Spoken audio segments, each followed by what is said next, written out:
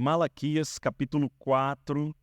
Nós vamos fazer a leitura dos versos 4 até o 6. Lembrai-vos da lei de Moisés, meu servo, dos estatutos e das normas que lhe mandei em Horebe para todo Israel. Eu vos enviarei o profeta Elias antes que venha o grande e temível dia do Senhor. E ele converterá o coração dos pais aos filhos e o coração dos filhos aos pais, para que eu não venha e fira a terra com maldição. Amém? Oremos. Senhor, obrigado pela tua palavra, obrigado pelo privilégio de estarmos aqui essa manhã.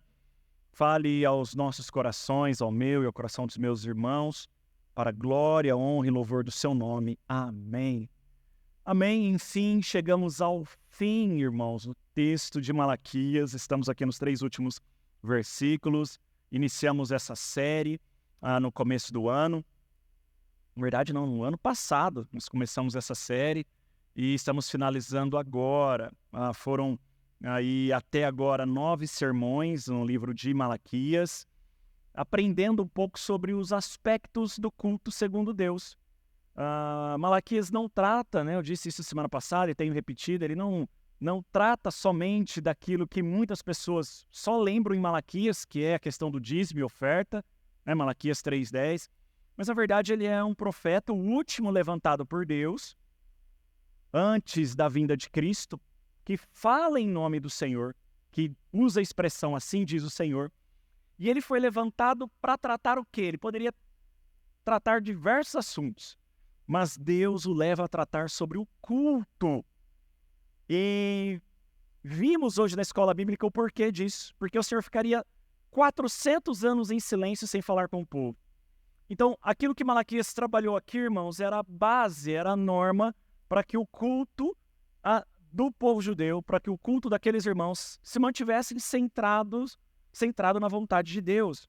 Então, Malaquias ele trabalha 7 aspectos do culto segundo Deus que nós já vimos: o verdadeiro sacrifício, o verdadeiro sacerdócio, o verdadeiro testemunho, a verdadeira mensagem, a verdadeira obediência, a verdadeira profissão de fé, e vimos domingo passado a verdadeira esperança.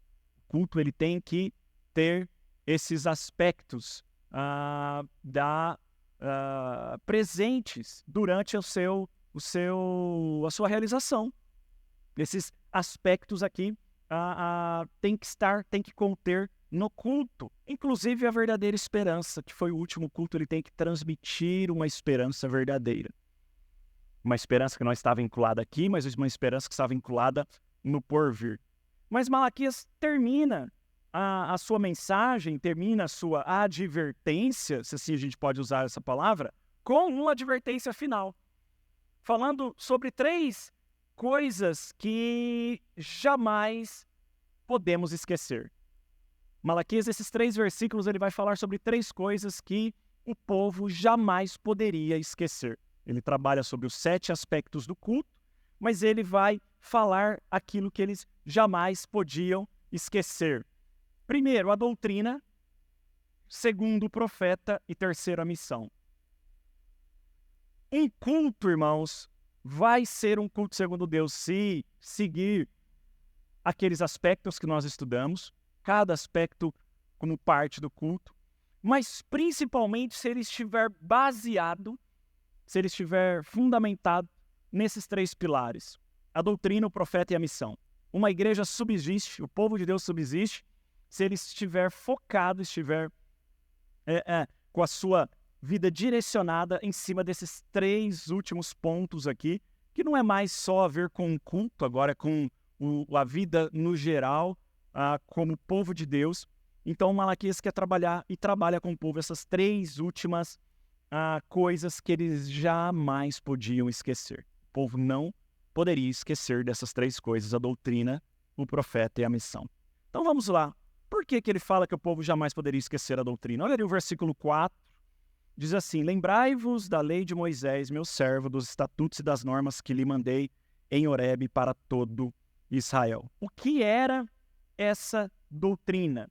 Essa doutrina eram as normas e os estatutos que Deus ali deu através de Moisés, no Monte Horebe. Lá quando o povo sai do Egito, eles estão ali no deserto, ali no deserto do Sinai, caminhando, e Deus, então, durante aquela primeira semana, durante aqueles primeiros meses, eles ficam ali 3 meses inicialmente, depois que eles atravessam o Mar Vermelho, eles ficam ali 3 meses parados ali no deserto, e depois eles vão caminhar. E Deus, durante esses 3 meses, dá toda a doutrina, todos os mandamentos, todos os estatutos, inclusive o decálogo, inclusive os 10 mandamentos. O que era essa doutrina? Eram os estatutos e as normas do Senhor. E olha que interessante, o Senhor manda que eles estivessem firmes, que eles lembrassem da lei de Moisés. Irmãos, essa lei aqui foi dada, o povo aqui, para quem Malaquias está escrevendo, era um povo que estava ali por volta do ano 450 a 430 a.C. Lembrando que antes de Cristo a gente conta de trás para frente. E Moisés viveu mais ou menos 1.500 anos antes de Cristo. Então, Deus está falando para eles, lembrem daquilo que eu disse há mais de 1.000 anos atrás. É aquilo lá. Ele não alterou nada, irmãos. Ele não mudou. Ele não precisou atualizar a lei, o mandamento. Aquilo que ele tinha dado a Moisés no deserto valia para aquele povo pós-Babilônia, que estava ali em Jerusalém, que estava ali na Judéia. O que era essa doutrina? A doutrina são os estatutos e as normas dadas por quem? Olha só, por quem foram dadas esse estatuto e essas normas? Dadas pelo Senhor. Ele que mandou. Usou um instrumento? Moisés? Sim, mas quem que deu a lei? O Senhor. Não foi Moisés, das cabeças dele, que inventou as normas, que inventou as leis. Não foi Moisés que achou isso, achou aquilo. Foram normas dadas por Deus.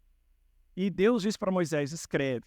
Em algumas ocasiões, como no caso dos 10 mandamentos, do decálogo, Deus mesmo escreveu.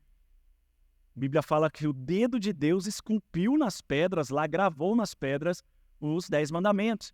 Então, era a norma e o estatuto que foram dados por Deus. E Deus deu a quem essas normas? Deus deu a quem esses estatutos? Para quem que ele deu? Ele deu só para Moisés ou ele deu para todo o povo de Israel? Ele deu a Moisés, que era o seu servo, mas para todo o povo. Deu lá no Monte Horebe para todo o povo de Israel. Para que fim Deus deu esses estatutos? Para que o povo lembrasse desses estatutos, para que eles seguissem esses estatutos. Então, aquela doutrina, aqueles mandamentos, aquelas normas, aqueles estatutos, foi dado por Deus a Moisés, para que ele direcionasse ao povo, para que o povo, então, se lembrasse, para que o povo vivesse nessas doutrinas, nessas normas. Nós, muitas vezes, irmãos, nós achamos que o Antigo Testamento ele foi abolido, anulado, através do sacrifício de Cristo na cruz, que não mais tem vigor em nossos dias. A gente ouve muito essa expressão, não, porque Jesus, quando ele morre na cruz, ele aboliu o Antigo Testamento. Agora o que vale é só o Novo Testamento. E não é verdade isso. O que Cristo fez foi cumprir o Antigo Testamento. Ele não aboliu. Mateus 5,17 diz, eu não vim abolir a lei. Gênesis, Êxodo, Levíticos, Número, Deuteronômio, a lei, o Pentateuco, que nem os profetas de Josué até Malaquias. Eu não vim abolir a lei nem os profetas, eu vim cumpri-los. Então, o Antigo Testamento não foi abolido, ele foi cumprido, é diferente. E aí, sendo cumprido por Jesus, em alguns aspectos, nós não precisamos mais fazer aquilo que antes era determinado no Antigo Testamento. Principalmente o que se refere ao que Cristo cumpriu na cruz. Sacrifício, propiciação, perdão e tudo mais. Então, Cristo já fez isso de uma forma vicária, de uma forma suficiente. E não é mais necessário, irmãos, a gente ficar agora aqui prestando um culto sanguinário. Imagina se eu estivesse aqui com uma mesa, né, com um cutelo na mão, imolando ainda cordeiro, aspergindo sangue em vocês, jogando para que Deus perdoasse o pecado de vocês. Não, isso já foi cumprido, não foi abolido. foi cumprido. Cristo cumpriu isso. Então não é mais necessário nós praticarmos o culto conforme era no Antigo Testamento, de sacrifício. Mas não significa que as leis morais, as ordenanças morais e éticas não podemos ou não devemos mais seguir. Então muitos têm a ideia de que o Antigo Testamento não precisa mais ser seguido, os mandamentos e tudo mais não precisa mais ser seguido, a gente precisa mais obedecer. Não, onde está escrito isso? Na verdade, nós vemos ainda Jesus usando essa expressão. Você quer entrar no reino dos céus? Obedece aos mandamentos. Eu obedeço. Obedece? Então deixa eu ver na prática. Vende tudo que você tem e dá aos pobres. Tá vendo como você não obedece? Então, é lógico que a salvação não é pela obediência, mas o salvo, ele vai obedecer. Era isso que Jesus queria mostrar para aquele jovem rico. Você não é salvo, porque você não obedece os mandamentos de verdade. Antes, os mandamentos eram para serem obedecidos, para conduzir o homem até a salvação, porque Cristo ainda não tinha vindo e não tinha cumprido. Então, os mandamentos, a lei, era um meio de conduzir o homem, não é que salvava, a lei nunca salvou, mas conduzia o homem para a salvação. Em Cristo, irmãos, agora nós somos conduzidos por Ele. Ele é o caminho, a palavra e a vida. Ele é o mediador. Mas quando Ele nos conduz, nós vamos praticar os mandamentos. Lembra que Ele fala lá em João, capítulo 14, quem me ama, obedece aos meus mandamentos. Aquele que guarda os meus mandamentos, esse é o que me ama. Ponto. Em Efésios, capítulo 2, versículo 10, fomos salvos para as boas obras, preparadas de antemão para que cumpríssemos. Então, a doutrina é algo aqui que Deus leva aquele povo a entender que eles jamais poderiam esquecer. Lembrai-vos da lei de Moisés. E se nós levarmos em conta, irmãos, que a Bíblia que tanto Jesus quanto os apóstolos citaram no Novo Testamento e nas suas pregações, era o Antigo Testamento. Porque o Novo nem tinha sido escrito ainda. O primeiro livro do Novo Testamento, Tiago, foi escrito 15 anos depois da morte e ressurreição de Jesus. O primeiro evangelho foi escrito 40 anos depois, quase, da morte e ressurreição de Cristo. Então, qual era a escritura que eles usavam? O Antigo Testamento. A lei, os profetas, a mensagem que Deus deixou ao povo, era essa pregação, era isso que eles citavam e que o povo, então, se arrependia, se convertia diante do Senhor. E é por isso que Deus fala, lembrai-vos, não se desviem. Lembrai-vos, e aqui tem um ponto muito interessante, irmãos. Deus fala isso porque a partir de agora ninguém mais apareceria diante deles falando, assim diz o Senhor. Ítalo, volte aos meus caminhos, assim diz o Senhor. Não haveria mais nenhum profeta que falaria em nome dele. Mas Deus estava dizendo o seguinte, a lei que eu dei para Moisés, os estatutos e as normas é suficiente para manterem vocês no meu caminho. Não preciso mais falar audivelmente, de maneira oral, porque nós temos a palavra escrita. É isso que Malaquias estava falando. Vocês já têm a palavra escrita, então lembrai-vos. Isso é suficiente. Isso é suficiente. Com isso, irmãos, nós aprendemos que hoje nós precisamos mais ficar ouvindo as profetadas, os revelamentos, né? Porque não é nem profecia nem revelação. É profetada e revelamento das pessoas por aí. Olha, tem uma palavra de Deus para você. Porque Deus me mostrou isso e aquilo. Porque Deus não sei o que, não sei o que. Eu lembro uma vez que uma irmã chegou para mim e falou, eu tenho uma revelação de Deus para você, uma profecia e tudo mais. Eu falei, tá bom, irmã, fala qual é. Eis que o Senhor te diz, não temas e eu estou convosco. Aí eu deixei ela terminar, falei, amém, eu já sei disso, irmão, eu leio isso na Bíblia. Não, mas o Senhor está te dizendo. Sim, Ele está me dizendo porque eu leio na Bíblia, isso já está na Bíblia. Então, irmãos, está escrito. Não precisamos ouvir a voz audível de Deus para que a gente possa crer, para que a gente possa se manter firme nas suas normas e nos seus estatutos. Não estou aqui dizendo que Deus não possa usar meios para falar pessoalmente com você, sonho, através de uma situação, através mesmo até de uma fala de um irmão, numa oração que ele vai fazer com você e de repente ali, numa frase da oração, você vê que Deus está falando com você diretamente. Mas isso é uma experiência, é algo pessoal que não vai suplantar a palavra, irmãos, que não vai estar acima das Escrituras. O que Deus diz para aquele povo é: lembrai-vos das normas e não das experiências. Lembrar das normas. Ele não mandou lembrar, lembra do mar vermelho que eu abri, lembra do fogo que eu caí do céu, lembra do maná que eu vos dei. Ele não mandou lembrar das experiências.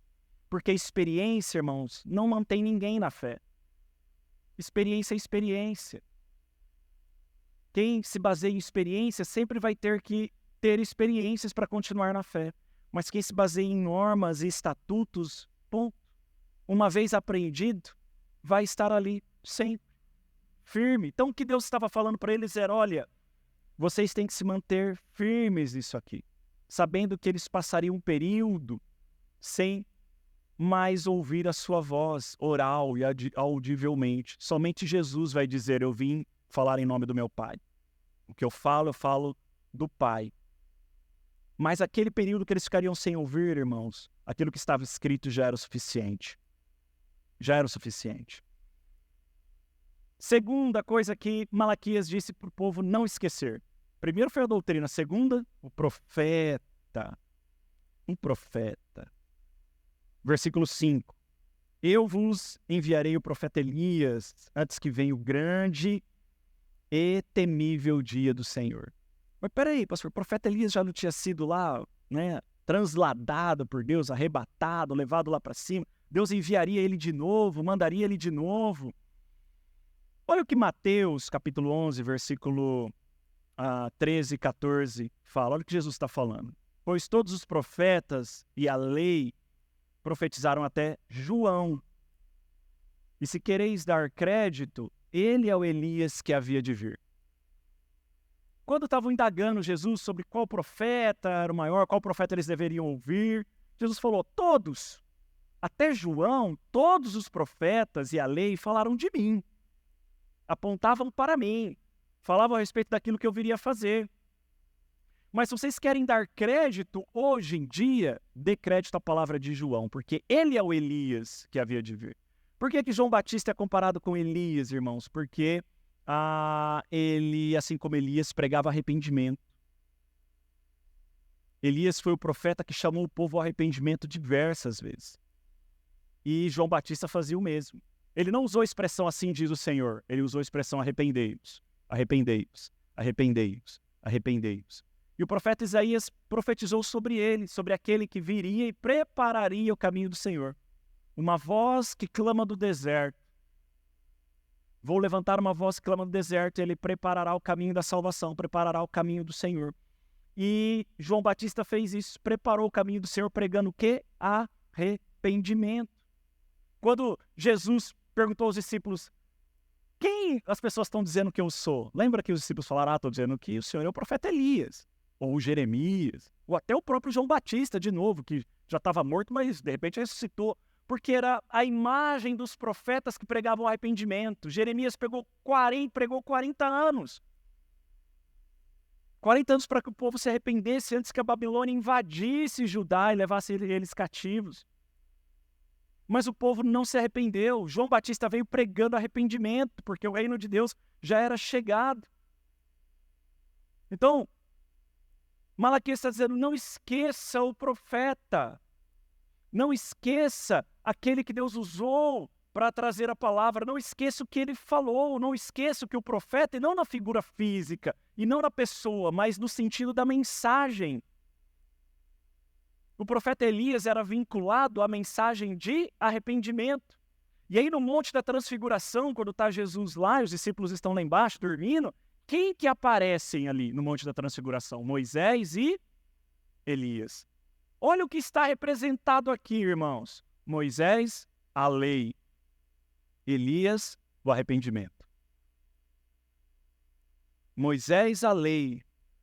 E Elias, o arrependimento. Então, não se esqueçam disso. Não se esqueçam do profeta. E quem enviaria o profeta? Eu vos enviarei o profeta Elias, antes que venha o grande e temível dia do Senhor. O profeta Elias precederia o quê? O grande e temível dia do Senhor. Esse grande e temível dia do Senhor é o dia da sua vinda, irmãos. Mas eu faço uma pergunta para vocês. Nós já estamos precedendo a vinda do Senhor, não estamos? Nós estamos antes da vinda dele. Na verdade, a segunda vinda de Cristo já está instaurada desde quando ele ascendeu aos céus. Quando ele ascendeu aos céus e desapareceu lá e as pessoas não viram mais, já foi inaugurado os últimos dias. A cada dia estamos mais perto do último dia. E ele diz, lá no último dia eu enviarei, então, o profeta Elias, antes desse grande e temível dia do Senhor. Mas Elias não está entre nós, ele está entre nós? A não ser que tenha alguém chamado Elias aqui. Tô brincando, irmãos. Mas a mensagem do profeta, irmãos, a mensagem do profeta Elias. O que Deus estava falando para o povo através de Malaquias é: não esqueça a mensagem. A partir de agora, o que vocês têm que pregar? Arrependimento. O que vocês têm que pregar? Arrependimento. O que vocês têm que pregar? Arrependimento. Era como se Malaquias estivesse dizendo: olha a sua volta, olha a situação que nós chegamos, de um estado glorioso, Israel, lá com Davi, Salomão, a isso aqui. Estamos agora sob o domínio dos persas e depois passaram para os gregos, para os romanos, nunca mais foram livres até hoje, irmãos. Mesmo sendo um estado independente, Israel não está livre, está lá ainda, sofrendo com palestinos, com árabes, é bomba para lá, bomba para cá. Jerusalém está dominada pelos muçulmanos. O templo onde Salomão construiu, o local onde Salomão construiu o templo, hoje é uma mesquita muçulmana. Israel nunca mais foi livre depois que Deus entregou eles à mão dos babilônios. Mas Deus deixou uma mensagem: não esqueça do arrependimento. É isso que vocês precisam lembrar. Enquanto vocês não lembrarem do arrependimento, não vai mudar nada. Arrependimento. Arrependei-vos. Arrependimento. Arrependimento. E eu vou enviar novamente alguém que vai pregar antes do temível dia. Antes daquele dia, a pregação do arrependimento estará de novo aos seus ouvidos. Estará de novo disposta a vocês. Não esqueçam do profeta, não esqueçam do arrependimento, não esqueçam daquilo que ele falava. O profeta, ele era vinculado à sua mensagem, irmãos. Então, quando ele fala, não esqueçam do profeta, não esqueçam daquilo que o profeta pregava. Em terceira coisa que não eram para eles esquecerem jamais, era a missão. Primeira coisa, não esqueçam a doutrina, não esqueçam o profeta e não esqueçam a missão. Versículo 6, e ele converterá o coração dos pais aos filhos e o coração dos filhos aos pais, para que eu não venha e fira a terra com maldição. Não esqueça a missão. Qual vai ser a missão? A missão do profeta, da mensagem do profeta, essa missão que vai varrer o mundo, é a missão que vai permanecer, está vinculada ao profeta, está vinculada à doutrina. E a missão aqui é de quem? Olha o comecinho do versículo 6. E ele quem? O profeta. A mensagem vinculada ao profeta, ele converterá o coração dos pais aos filhos. O profeta também muitas vezes é aplicado ao próprio Cristo, nós vamos ver um pouquinho mais para frente, mas de certa forma aqui, Malaquias falando, talvez ele não tivesse ainda a clara concepção de que era Cristo sendo apresentado aqui, mas a mensagem também do profeta, e ele, o profeta, a sua mensagem vai converter. E é isso que sabemos que acontece, irmãos, quando há uma conversão genuína, quando há arrependimento, toca em nossos corações, há uma mudança de postura. Essa semana eu recebi um áudio de uma mãe aqui da igreja, e ela, assim, mandou um áudio emocionado. Ela até já tinha falado comigo antes, mas mandou um áudio emocionado, falando: pastor, eu quero agradecer devido a um sermão que eu preguei no início da série em Daniel, falando dos jovens, né, dos adolescentes que foram para a Babilônia, mas eles foram tão firmados nas suas doutrinas e na sua convicção de fé, eles tinham em torno de 14 a 15 anos, que eles não cederam, irmãos, à pressão da Babilônia. Eles não se desviaram, entre aspas. E no final do culto eu lembro que eles me abordaram e agradeceram, e eles têm filhos pequenos. E ela comentou isso comigo, falou: pastor, olha, nós sofríamos com dificuldade com o nosso filho, ele dava muito trabalho na escola, a professora sempre reclamava. E aí, depois que nós ouvimos aquele sermão, nós começamos a orar em casa, mais afinco, reunir eles, orar por eles, pregar arrependimento, falar para eles que eles precisavam se arrepender diante do Senhor, se converter. E pastor, eu recebi essa semana, acabei de receber agora, a professora, estou mandando esse áudio para o senhor. A professora disse que mandou uma mensagem para ela, falou: olha, mãe, não sei o que está acontecendo, mas Seu filho mudou da água para o vinho.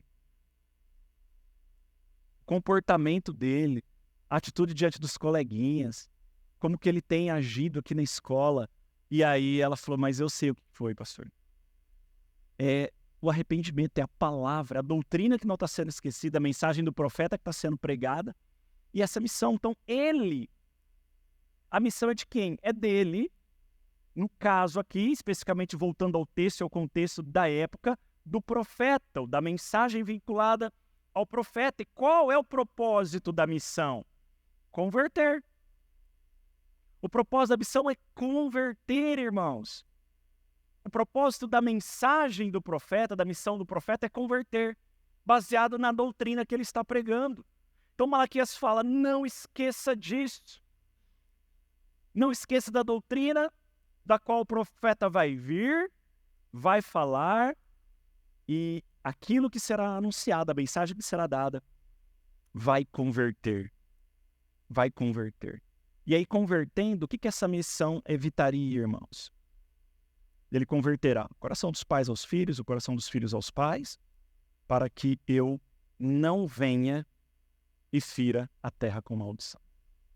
Essa missão evitaria o quê? A destruição. O arrependimento evita a condenação. O arrependimento evita a destruição. O arrependimento evita que Deus fira a terra com maldição. A maldição da morte, irmão. A terra foi ferida no Éden porque não houve arrependimento.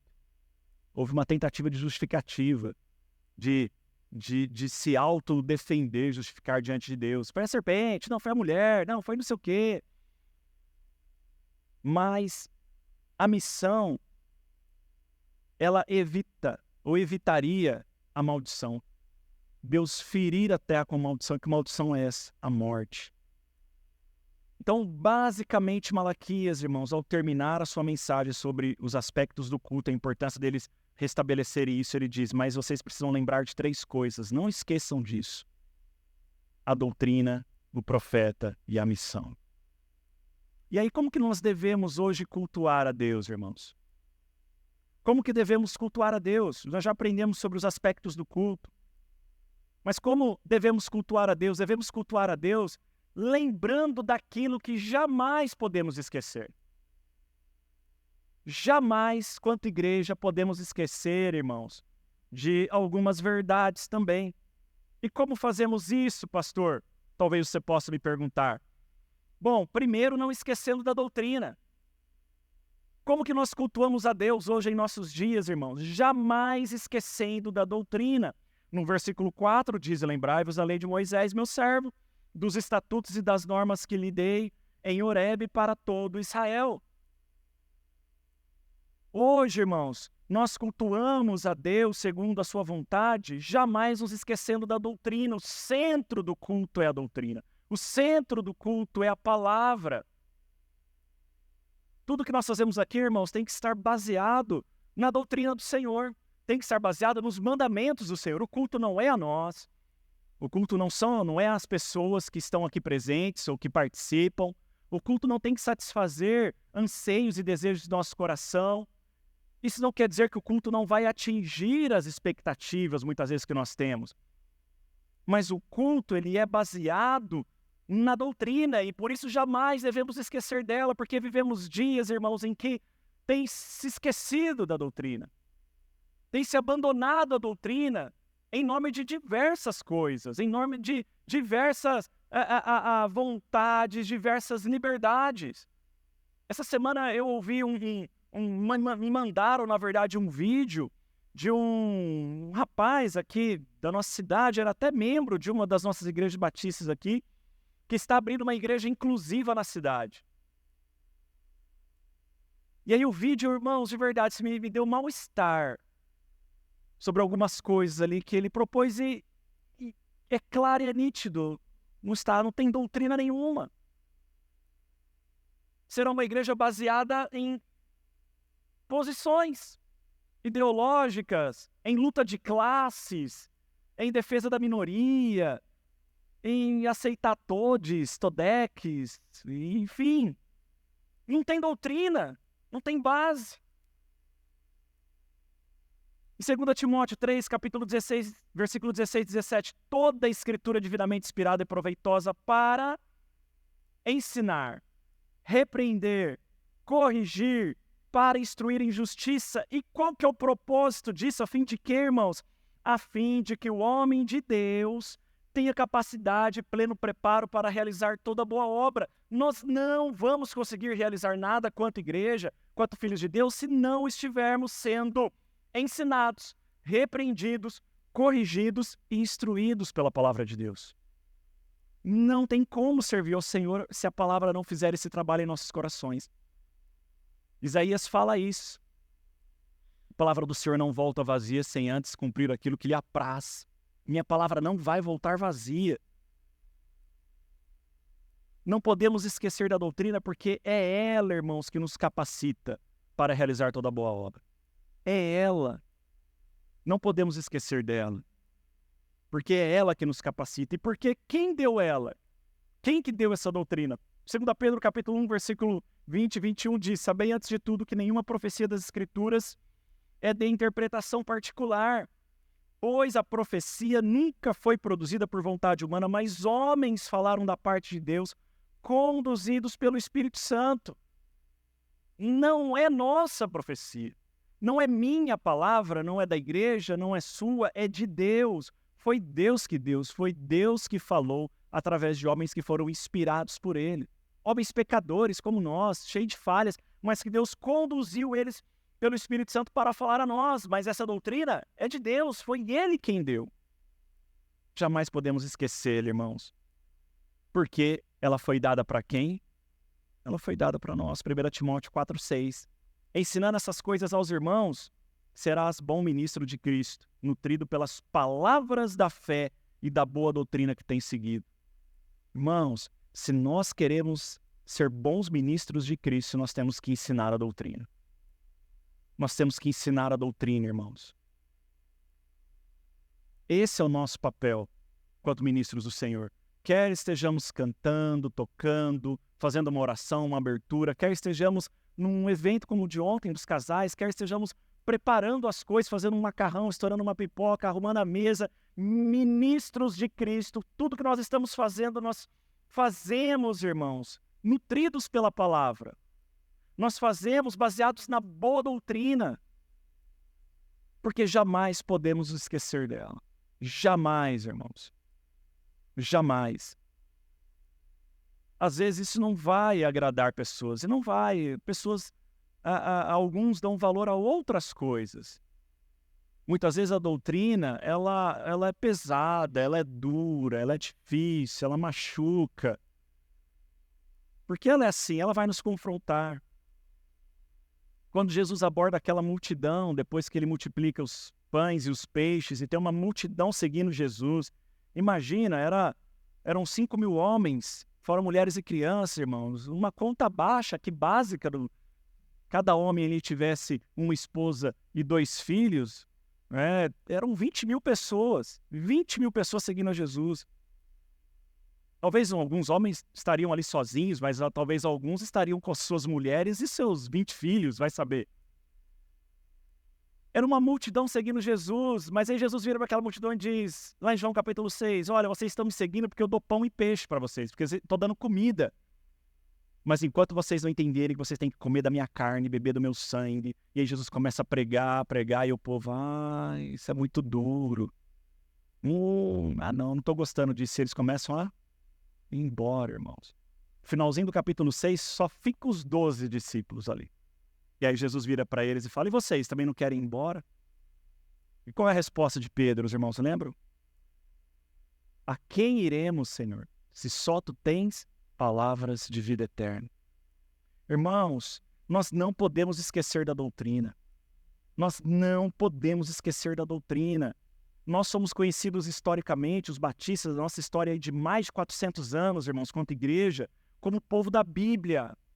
Nós somos o povo da Bíblia, o povo das Escrituras, o povo que coloca a Escritura em primeiro lugar. É o nosso primeiro princípio batista, nós cremos na suficiência das Escrituras.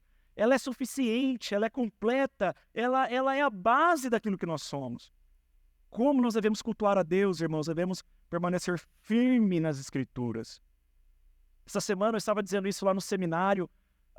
Talvez, irmãos, não menosprezando outras denominações, outras igrejas, mas talvez nós sejamos ainda a última igreja histórica, a nível institucional, que tem lutado contra um progressismo que tem destruído o evangelho, irmãos.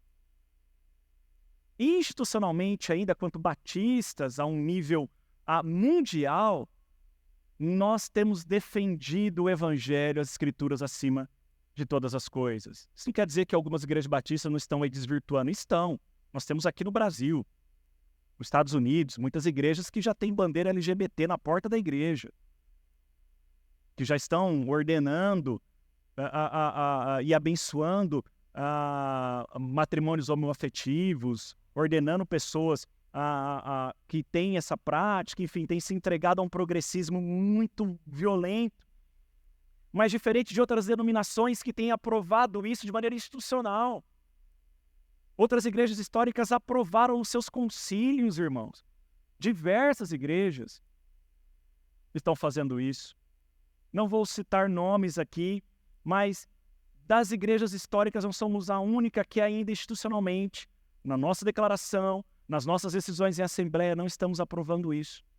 Recentemente, essa semana também eu vi um vídeo de um brasileiro, estava ali nesse podcast, né, essas entrevistas online, enfim, e ele mora em Londres e ele é anglicano, ele frequenta uma igreja anglicana lá, e a igreja anglicana é uma igreja protestante.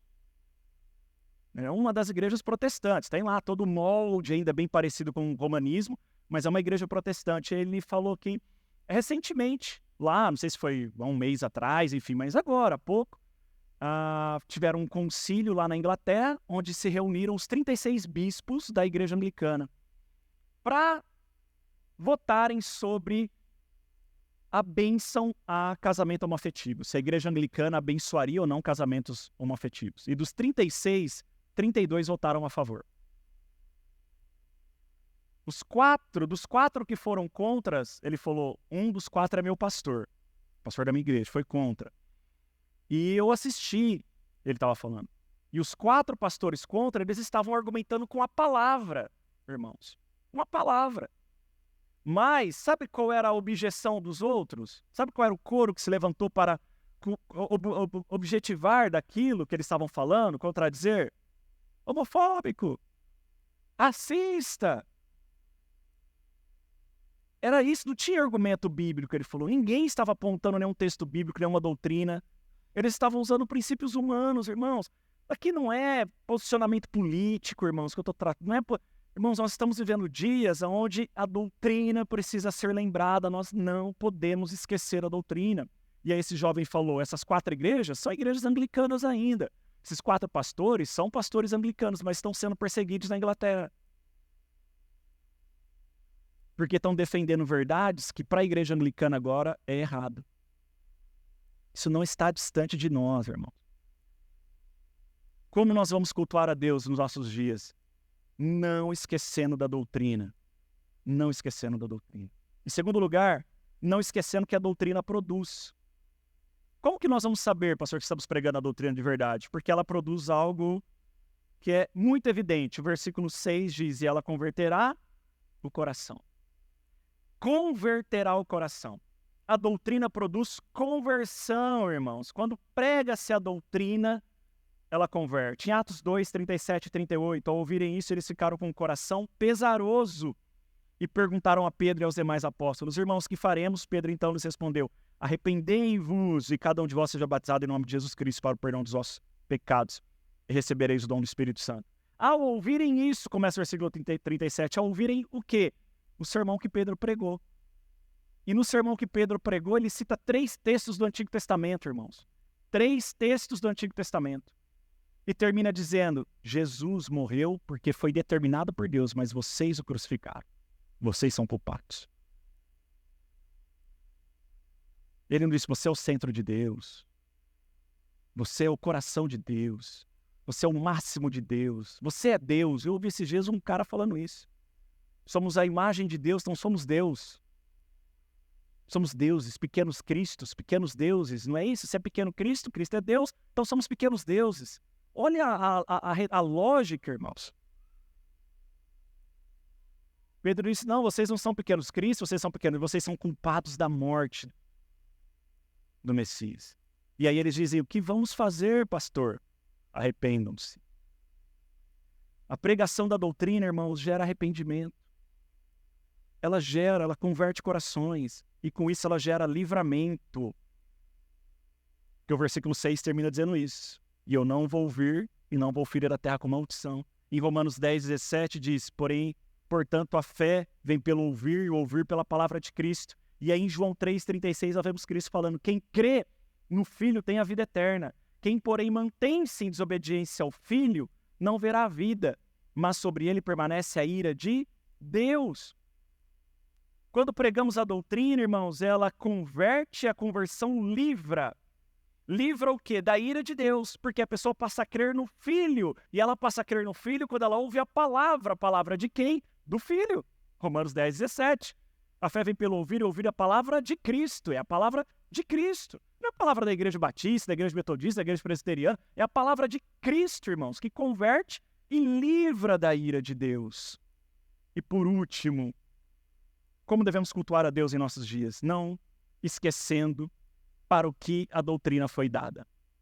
Não podemos esquecer da doutrina, não podemos esquecer o que ela produz, e não podemos esquecer para o que ela foi dada, versículo 5. Eu vos enviarei o profeta Elias antes que venha o grande e temível dia do Senhor. A doutrina foi dada, irmãos, para revelar o profeta, o verdadeiro profeta. Ela foi dada para revelar o profeta, Lucas 24, 27. E começando por Moisés e todos os profetas, explicou-lhes o que constava a seu respeito em todas as Escrituras. Eu amo essa passagem. Depois que Jesus morre, aí ele ressuscita, há 2 dos seus discípulos que estão voltando, estão saindo de Jerusalém, estão indo para a sua cidade, a vilarejo ali de Emaús. Só Lucas narra esse fato. E aí eles estão choramingando pelo meio do caminho. Agora acabou tudo. E aí Jesus aparece diante deles, irmãos. E olha o quão sério é quando a gente não volta os ouvidos à doutrina, os nossos olhos ficam tapados. Quando a gente não ouve a doutrina, os nossos olhos não se abrem. E aí eles choramingando, Jesus apareceu para eles não reconheceram Jesus, irmãos. Andaram 3 anos com Jesus, não reconheceram. E aí Jesus para do lado deles e fala, por que vocês estão tristes? Por que vocês estão chorando? Mas peraí, você não tem WhatsApp não? Você não tem Instagram, não tem visto aí os stories? Não tem acompanhado? TikTok? Não está vendo as notícias? De onde você é? Você não viu o que aconteceu aqui? E Jesus, o que aconteceu? Ah, um homem poderoso em obras. Não estava mais nem chamando de Salvador, nem de Senhor, nem de Redentor. Era um homem poderoso em obras. Porque quando não se ouve, irmãos, a fé vai sendo minada. Ela vai esfriando, o coração vai apostatando. Um homem poderoso em obras que nós esperávamos que fosse o Cristo. Mas foi morto.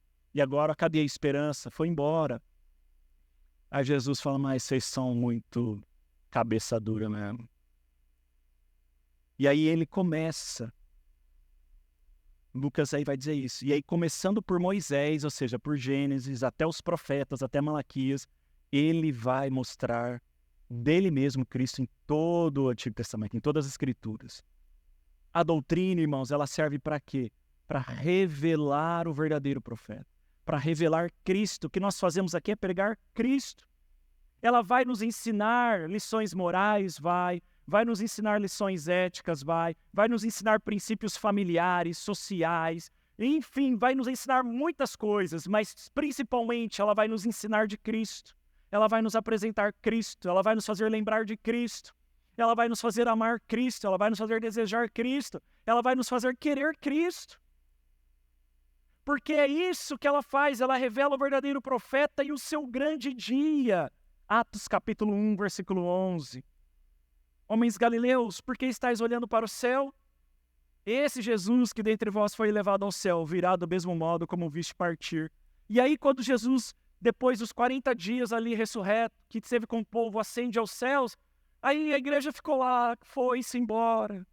Nossa esperança acabou. E aí diz que aparece um varão do lado, um homem de branco, e diz, por que vocês estão olhando para o céu? Bora cumprir a missão, bora pregar o evangelho. Por que vocês estão olhando para o céu? Ele foi, mas ele vai voltar. A doutrina revela o profeta e revela o seu grande dia, irmãos. Revela o dia que ele vai voltar, o dia que ele virá. Nós não estamos sem esperança. Nós não estamos abandonados, irmãos, e nem largados. Ainda que o mundo possa estar dissolvendo à nossa volta, nós temos o verdadeiro profeta. Nós temos a verdadeira doutrina, que nos aponta para o verdadeiro arrependimento. Nós temos aquele que virá um dia para nos levar juntamente com ele, para nos redimir por completo, para glorificar aquilo que ainda precisa ser glorificado. É isso que nós não podemos esquecer, irmãos. É isso que nós não podemos esquecer. Se coloque em pé no seu lugar. Vamos orar.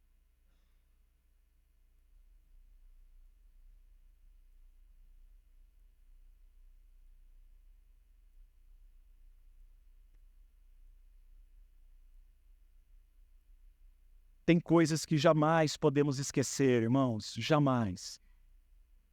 Algumas nós vamos esquecer. Algumas nós vamos falhar. O povo de Israel não foi perfeito, os judeus não foram perfeitos ao longo daquele período. Eles esqueceram muitas coisas, mas Deus firmou no coração deles aquilo que eles não podiam esquecer. E muitos desses judeus, quando viram Cristo, eles entenderam que Cristo era o Messias, era aquele que havia de vir. Ele era o verdadeiro profeta. Hoje em dia nós precisamos voltar os nossos corações a isso, aquilo que nós não podemos esquecer, irmãos. A igreja esquece muitas coisas, a gente falha em muitas áreas, mas o que nós não podemos falhar, o que nós não podemos esquecer é disso, é da doutrina, é do profeta e é da missão. A doutrina, o profeta e a missão. Qual é a nossa missão baseada no profeta e na sua doutrina? Nós não podemos esquecer isso, irmãos. E não esquecendo isso, o Senhor vai manter e vai sustentar todas as coisas. Não somente aqui entre nós, a igreja, mas na sua casa, na sua família. Não esqueça disso, da doutrina, do profeta e da missão. As outras coisas são legítimas. São legítimas, a preocupação com o estudo dos filhos, com o futuro, com a formação acadêmica e profissional, a preocupação com o trabalho, com a renda, com as contas, a preocupação em ter uma casa própria, sair do aluguel, a preocupação em manter a saúde, em cuidar da saúde física, emocional, a preocupação com diversas áreas, tudo isso é legítimo, irmãos, e temos, mas tem algumas coisas que não podemos esquecer. Essas outras questões que são legítimas não podem ser mais importantes em detrimento daquilo que nós não podemos esquecer. Que nós não podemos esquecer da doutrina, não esqueça da doutrina. Não esqueça de Cristo, não esqueça do profeta, não esqueça da missão que nos foi dada quanto igreja. Não podemos nos esquecer disso, irmãos. Senhor, nós estamos diante de Ti.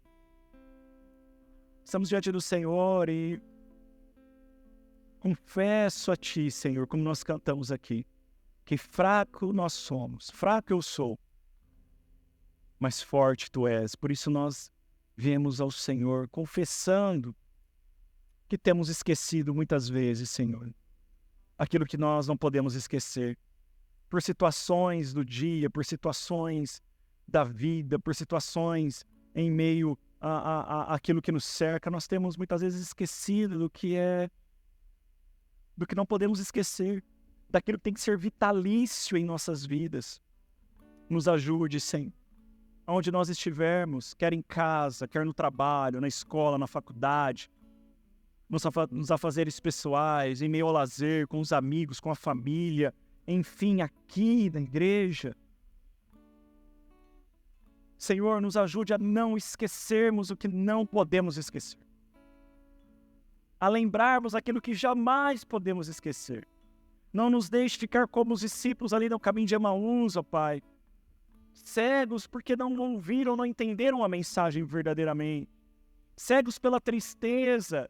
Cegos porque imaginavam que Cristo viria resolver situações da vida deles e do cotidiano. E não entenderam a mensagem principal, não entenderam aquilo que eles não poderiam esquecer.